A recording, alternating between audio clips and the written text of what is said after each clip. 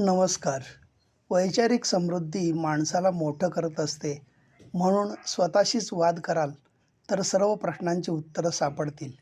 जर दुसऱ्यांशी वाद घालाल तर नवीन प्रश्न निर्माण होतील.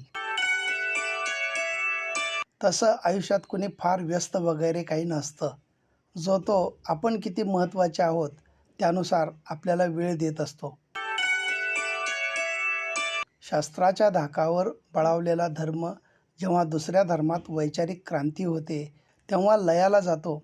तसेच विचार आणि सेवेनं वाढलेला धर्म शस्त्रबळालाही टक्कर देऊ शकतो.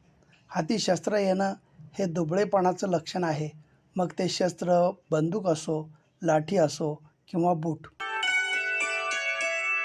आपण दुर्लक्ष करत राहतो आणि समोरचा चुकतच राहतो. मग तो स्वतः चुकता चुकता आपल्याला चुकीचं ठरवायला लागतो. माणसानं एकदम सुखानं आयुष्य जगावं. काल आपल्याबरोबर काय घडलं याचा विचार करण्यापेक्षा उद्या आपल्याला काय घडवायचं आहे याचा विचार करावा.